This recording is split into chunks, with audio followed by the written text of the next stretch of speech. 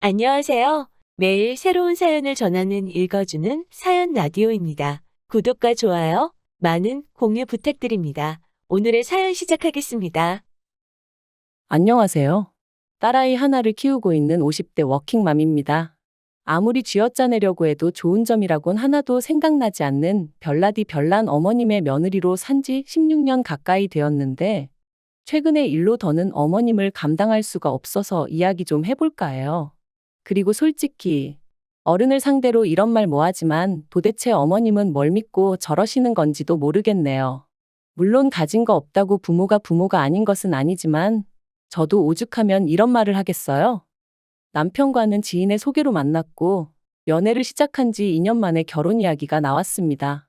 남편이 먼저 저 좋다고 죽자사자 쫓아다녀서 시작한 연애였고 결혼 이야기도 남편 입에서 먼저 나왔죠. 당시 저는 서울에서 여대를 졸업한 뒤 바로 취업에 성공해 회사를 다니는 중이었고 남편은 작은 식당을 운영하고 있었어요.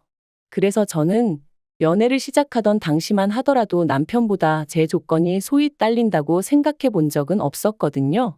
그런데 프로포즈를 하면서 남편이 말하길 어머님이 예전부터 남편이 결혼할 때 무조건 24평짜리 아파트 한 채를 해주겠다 하셨다는 거예요.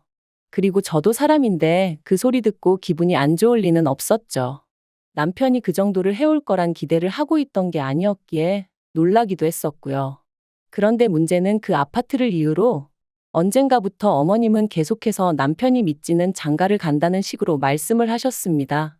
그리고 그런 어머님의 언사로 저도 그렇고 친정부모님도 그렇고 몹시 마음이 상했었지만 파혼까지는 생각하지 못했네요.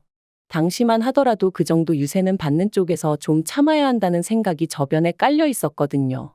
게다가 친정어머니께선 어쨌든지 간에 남편만 제 편이면 결국 자식 이기는 부모 없다고 저희 시어머니도 별 수 없으실 거라 하시며 남편하고 잘 지내라는 말씀을 몇 번이나 하시더라고요.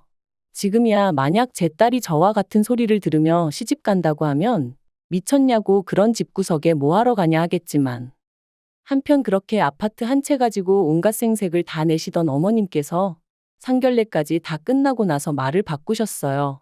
알고 보니 아파트 한 채를 해주겠다 하셨던 것도 당신 명의로 가지고 있던 아파트를 남편 명의로 돌려주겠다는 거였는데 당시 그 아파트에 세입자가 있었거든요. 그리고 그 세입자를 핑계로 드시며 저랑 남편더러 시댁에 들어와서 살라고 하시더라고요. 그런데 제가 합가는 정말 꿈에도 생각해 본 적이 없었어요. 어떻게 시집살이를 겪으면서 회사 생활까지 하나 생각만 해도 끔찍했죠. 그래서 결국 남편에게 결혼 이야기는 없던 걸로 하자고 했어요. 아무래도 내가 당신한테 어울리는 짝이 아닌 것 같다고 각자 갈 길 가자고요. 하지만 남편이 저를 놔주지 않았습니다. 저랑 헤어지면 자기는 누구하고도 결혼하지 않을 거고 어쩌면 당장이라도 죽어버릴지도 모른다며. 그리고 그런 이야기를 계속해서 들으니 제 마음이 약해지더라고요. 그리고 남편이 저한테만 그런 것은 아니고 시부모님한테도 계속 그런 식으로 회방을 놓으시면 두 번 다시는 아들 얼굴 못 볼 줄 아시라 뭐 그렇게 난리를 쳤던 모양이에요. 그래서 결국 파혼 이야기는 없던 걸로 하고 다시 결혼 이야기가 진행이 되었어요. 단, 어머님이 아파트 명의는 당장에는 못 넘겨주고 제가 애 낳으면 그때 해주신다 하시대요. 그래서 알겠다 하고 결혼했습니다. 까놓고 말해서 아닌 게 아니라 그런 어머님의 모습이 어찌나 치졸하고 치사하게 느껴지던지. 결혼 당시 어머님이 딱 하나 마음에 든다 하셨던 게 제가 돈을 번다는 거였어요. 그런데 그것도 좋은 뜻으로 마음에 들어 하신 건 아니고 제가 당신 아들 등골은 안 빼먹겠구나 뭐 그런 식으로 말씀을 하시면서 마음에 든다 하셨죠. 사실 저희 어머님은 말 한마디를 해도 참 밉살맞게 하시는 재주가 있으신 분이셨습니다. 그러니 오죽하면 한 동네에서 30년을 넘게 사셨다는데 친하게 지내는 이웃이 한 분도 없으셨겠어요? 하지만 제가 임신 소식을 전하니 대번에 하시는 말씀이 당신한테 애 맡길 생각은 꿈도 꾸지 말랍니다. 주변 사람들이 애 봐준 공은 없다고 하더라며 고생은 있는 대로 하고 며느리 눈치 볼 일 있냐 하시면서 말이죠. 그래서 알겠다 하곤 친정어머니한테 부탁을 드리기로 했어요. 당연히 매달 얼마씩 드리기로 했었고요. 그런데 이 소식이 어머님 귀에 들어가자 난리가 났습니다. 애는 엄마가 키워야지 왜 남한테 맡기냐면서요. 남이 아니라 외할머니다. 게다가 친정어머니가 오고 가고 하시면서 봐주시는 거다. 아무리 말씀을 드려도 들으려 하질 않으셨어요. 그리고는 급기야는 머리까지 싸매고 드러누우셔서는 저더러 친정으로 돈 빼돌리려고 술을 쓰네어 전에 별소리를 다 하시대요. 그래서 결국 저희 친정어머니도 두 손 두 발 다 드셨고 제가 직장을 관뒀습니다. 그런데 아이가 태어난 후 알게 된 사실은 더 충격적이었어요. 사실 어머님은 저희 신혼 때부터 연락도 없이 수시로 저희 집에 드나드시는 분이셨는데 친정어머니가 손녀 봐주러 오게 되면 당신이 오기 불편하니까 그래서 안 된다고 막으셨던 거더라고요. 그리고 이 사실을 알게 된 저는 정말 속에서 끓어오르는 분노를 참을 수 없었습니다. 그뿐인가요? 아이가 태어난 이후로 저희 부부는 어머님께 결혼 당시 약속하셨던 대로 아파트 명의를 바꿔달라 말씀드렸어요. 그랬더니 저희 어머님 하시는 말씀이 당신이 주고 싶으면 주는 거고 주기 싫으면 안 줘도 그만이라면서 저희가 말하는 게 싸가지가 있네 없네. 그리고는 결국 세금이 어떻고 이런저런 핑계를 대시면서 2달 가까이 저희를 당신 손바닥 위 떡 주무르듯 하시더라고요. 그래서 제가 남편더러 죽이 되든 밥이 되든 이 집에서 나가자. 나가서 우리 능력으로 살자 했습니다. 남편도 미안하다면서 얼굴을 들지 못했고요. 그리고 그렇게 저희는 은행 대출까지 있는 대로 끌어다가 어머님 보란 듯이 아파트 한 채를 샀네요. 남편이 미안하다며 제 명의로 사라길래 거절 않고 그렇게 했고요. 한편 저희 애가 초등학교에 들어가던 해였습니다. 남편에게는 아래로 6살 어린 시동생이 있는데 그 시동생이 결혼할 여자라며 예쁘장한 아가씨를 데려왔더라고요. 그리고 듣자 하니 당시 시동생은 직원 수 20명 남짓의 중소기업에 다니고 있었는데 그 회사 대표 딸이라나요? 이 얘기가 나오고 시부모님은 아주 축제 분위기셨어요. 특히나 어머님은 가만히 있는 저를 들먹이시며 그 아가씨는 말하는데도 아주 야무지고 똑부러지더라. 저랑은 차원이 다른 애어쩌네 하셨는데 평소에 조금만 제 의견을 말하면 되바라졌네 당돌하네 하시며 혀를 차시던 그 어머님이 맞나 싶었죠. 하지만 그 무렵엔 저도 어느덧 시집 온 지 10년 차였고 어머님의 말 한마디로 울고 웃고 하던 시기는 어느 정도 지났을 때였거든요. 그래서 마음에 드는 며느리 보게 되셨으니 좋으시겠다 하고는 대충 넘겼습니다. 그리고 사실 그런 어머님의 말씀보다 저를 더 열받게 한 건 어머님이 이후로 보여주신 행동들이었어요. 저희한테는 그렇게 집 한 채로 시작부터 끝까지 약을 올리시더니 정작 시동생이 장가간다 하니 보란듯이 저희가 살던 그 집을 시동생에게 내주셨습니다. 그뿐인가요? 명의도 시동생 단독 명의가 아닌 동서랑 공동 명의로 한다는데 그러라 하셨다대요. 아무리 저희 친정이 돈 없고 백없다 해도 그렇지 어떻게 며느리 둘을 이렇게 달리 대하시나 싶은 게 정말 온몸이 부들부들 떨렸습니다. 게다가 지난 10여 년간 시댁 명절이며 행사며 저는 단 하루도 걸러본 적이 없었어요. 아니, 걸을 수가 없었죠. 여차하면 머리 싸매고 드러누워버리는 어머님. 저러다 정말 어떻게 되시면 그 원망이 다 저에게 향할 것 같았으니까요. 그런데 동서는 이런저런 이유로 얼굴은 비추지도 않고 대신 어머님한테 늘 돈으로 드리더라고요. 사람 사는 게 돈으로 해결 안 되는 일이 없다고는 하지만 그래도 눈앞에서 보고 있으니 솔직히 기분이 좋지는 않더라고요. 그래서 저도 그때부턴 생신은 돈으로 드리고 명절 음식은 전부 사서 해버렸어요. 물론 그럴 때마다 동서와 달리 저는 돈은 돈대로 쓰고 욕은 욕대로 엄청나게 먹었지만요. 그런데 그렇게 시동생이랑 동서랑 결혼한 지 3년째 되던 해 어머님이 정말로 쓰러지셨습니다. 뇌졸중이었죠. 그래서 이후로 한 달간 병원 신세를 지셨는데 이때는 정말 저도 울고 싶은 심정이었어요.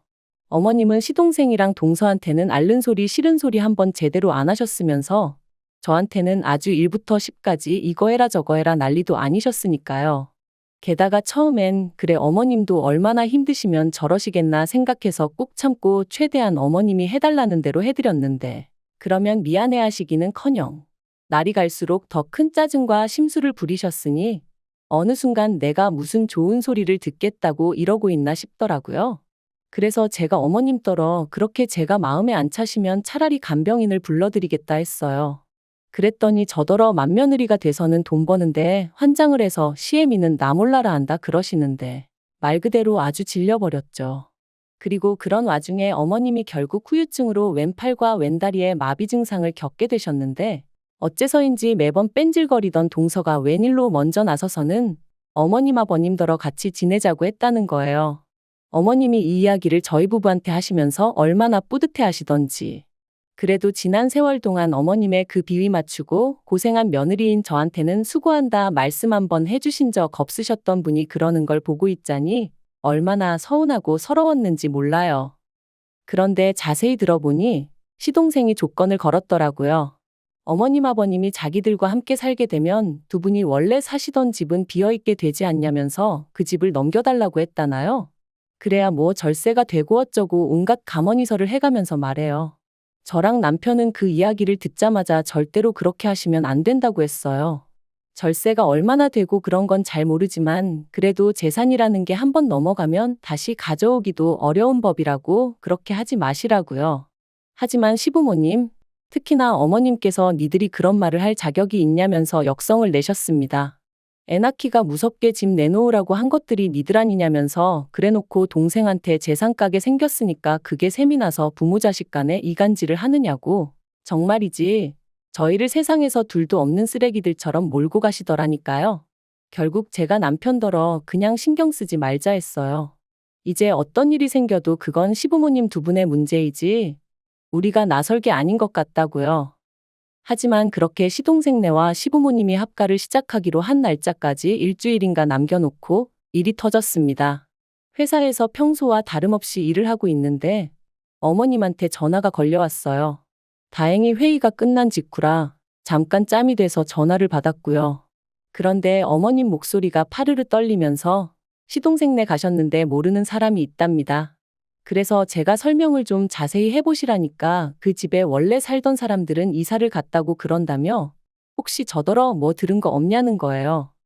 저는 금시초문이었고 그래서 일단 남편하고 통화를 해보겠다 했습니다. 그리고 아니나 다를까 남편도 그게 무슨 뚱딴지 같은 소리냐며 어이없어 하대요. 결국 퇴근하기가 무섭게 허겁지겁 시동생네를 찾았습니다. 그리고 거기서 알게 된 건 충격적이었어요. 시동생네 앞집에 산다는 사람이 말하길 어디 외국으로 이민 간다는 식으로 이야기를 했었다더라고요. 그리고 그때부터 망연자실에 계셨던 시부모님을 대신해 남편과 제가 이리저리 뛰어다닌 결과 시동생은 이미 퇴사를 한 지 오래였고 동서는 그 회사 대표의 딸도 아니었습니다. 두 사람이 정확히 언제부터 다른 가족들을 속인 건진 모르겠지만 아무튼 둘이 작정을 하고 해외로 튄 것도 맞는 것 같더라고요. 하지만 더 충격이었던 건 그 둘이서 시부모님 아파트를 이미 팔아버렸다는 거였죠. 산 사람한테는 이민 핑계를 대며 돈 먼저 받고 일주일 후에 집을 비워주겠다 했다나요? 어디 뉴스에나 나올 법한 불효자식이 시동생이었다니 거기다 그동안 저희가 알고 있던 동서는 누구였는지 모든 게 받아들이기 어려운 현실이었어요. 하지만 당장 그런 것보다 더 큰 문제는 오갈 데가 없어진 시부모님을 어떻게 하냐는 거였죠. 그리고 결국 두 분을 거리로 나앉게 할 수는 없었으니 저희 집으로 오시게 했습니다. 그런데 미안해서 어쩔 줄 몰라 하시는 아버님과 달리 어머님은 시작부터 저희를 어찌나 곤란하게 하셨는지 몰라요. 그 와중에 당신이 쓰시던 가정가구를 다 챙겨와야 한다며 억지를 쓰셨으니까요. 그래서 그나마 남는 방이 하나 있어 다행이지 그렇지 않으면 두 분 오시라고도 못할 판인데 그것까지 어떻게 다 가져오냐고 안 된다 했어요. 그랬더니 벌써부터 제가 당신을 구박하니 어쩌니. 게다가 그뿐만이 아니었습니다. 저희 딸애를 붙들고 걸핏하면 제 험담을 하셨던 모양이에요. 그런데 딸애하고 저는 주변에서도 부러워할 만큼 자매 같은 모녀 사이였단 말이죠. 그러니까 딸애가 어머님더러 듣기 싫다 그만하시라 했던 모양입니다. 그랬더니 이제 제가 평소에 딸애한테 할머니인 당신 욕을 얼마나 해댔으면 저러겠냐고 가정교육을 운운하시더라고요. 그리고 그런 말도 안 되는 언쟁이 매일같이 오가니 결국 저희 딸애가 우울증 증상을 보이기 시작했어요. 집에만 오면 마음이 불안하고 초조하다면서 학교 끝나고 집에 와서 저랑 남편 퇴근할 때까지가 자기는 지옥 같다 했습니다. 그리고 애가 집에 정을 못 붙이기 시작하니까 귀가 시간이 늦어지고 저희 부부를 걱정시키는 날들이 늘어갔지요. 그런데 더 열받는 건 그런 일이 있을 때마다 어머님이 애가 저를 닮아서 밖으로만 놔둔다며 또다시 제 탓을 하셨다는 거예요. 그러다 급기야 하루는 저러다 20살도 안 돼서 어디 애비 없는 자식만 들어온다고 그러시는데 그 말 듣고 눈 안 돌아갈 엄마가 어디 있겠어요? 제가 어머님더러 할 말 못할 말 분간도 못하시냐고 소리를 질러버렸네요. 그제서야 어머님이 살짝 주춤하시며 걱정해서 하는 말이었다곤 하셨는데 도저히 그냥 넘어갈 수가 없었습니다. 그래서 남편에게 시부모님을 모시고 살 건지 나랑 딸이랑 살 건지 정하라고 해버렸어요. 그리고 솔직히 남편의 반응은 아무래도 당황스러웠겠죠. 그래도 제가 그렇게까지 나올 거라곤 생각하지 못했을 테니까요. 하지만 이번만큼은 남편도 저 하나 참아서 될 일이 아니라는 건 알아차렸던 것 같아요. 눈에 넣어도 아프지 않을 딸이 예전 같지 않게 반항적으로 변하는 걸 직접 두 눈으로 보기도 했고. 그리고 남편이 결국 시부모님과 마주 앉았습니다. 남편은 어머님한테 도대체 왜 그러시냐 물었는데 어머님의 대답은 어이가 없었습니다. 결혼할 때부터 제가 남편을 인질 삼아 당신 뜻을 좌지우지하려 들었던 게 가슴에 맺혔다는 거였어요. 그리고 그게 지금도 용서가 안 되는데 제가 그렇다고 딱히 잘하려는 노력도 하질 않으니 보기 싫어 죽겠다면서 말이죠.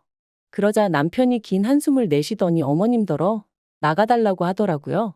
그러자 어머님이 단번에 제가 시킨 거냐며 저한테 미친 X라고 욕을 내뱉으셨어요. 옆에 계시던 아버님도 평소라면 먼 산만 보고 계셨을 분인데 지금 우리를 내쫓는 거냐며 목소리를 높이셨고요. 그래서 저도 맞다고 악을 썼습니다. 도무지 제가 어머님을 감당을 못하겠어서 이대로는 못 살겠으니 선택하라 했죠. 남편은 거의 울면서 어머님한테 악을 썼어요.